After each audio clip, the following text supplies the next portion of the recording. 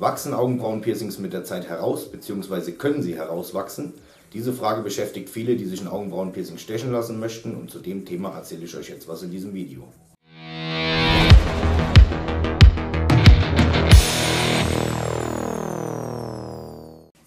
Hallo und herzlich willkommen zu diesem Video. Mein Name ist Sandro.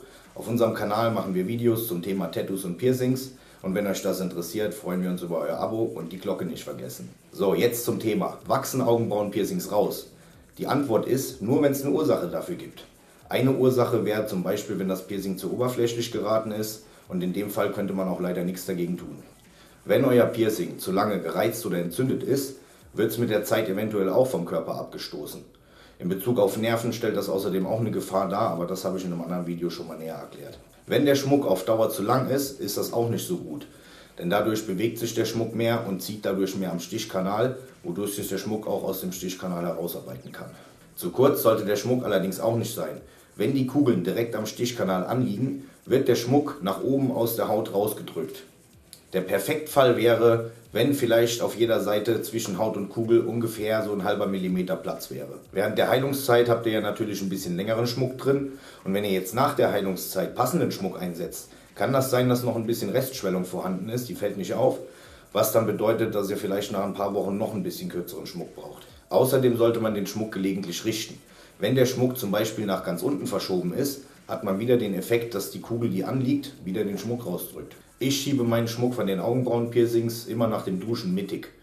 Manchmal auch zwischendurch. Das klingt jetzt für viele vielleicht nach viel Aufwand, aber ich mache das ziemlich unbewusst und ganz automatisch. Was auch wichtig ist, bei jedem Piercing setzt sich mit der Zeit Schmutz und Hauttalg am Schmuck ab.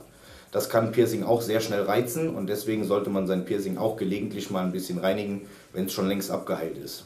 Nicht unbedingt so oft und so gründlich wie bei einem frischen Piercing in der Heilungszeit, aber zum Beispiel gelegentlich mal nach dem Duschen ein bisschen mit einem Wattestäbchen reinigen.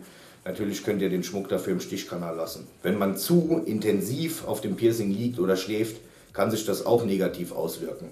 Aber das ist beim Augenbrauenpiercing wahrscheinlich noch die geringste Ursache fürs Rauswachsen, zumindest dann, wenn es gut ausgeheilt ist. Einfluss auf das Herauswachsen eines Augenbrauenpiercings kann auch das Material des Schmucks haben.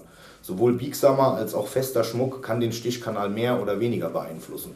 Ob man mit festem oder eher mit biegsamem Schmuck besser klarkommt, muss jeder für sich selber entscheiden. Aber ich finde, das merkt man mit der Zeit. Ich persönlich trage bei meinen Augenbrauenpiercings immer PTFE bzw. Bioflex. Luisa zum Beispiel bevorzugt festes Material. Das waren jetzt so die Ursachen, warum einige Augenbrauenpiercings herauswachsen. Aber jetzt wisst ihr ja, wie ihr das beeinflussen könnt.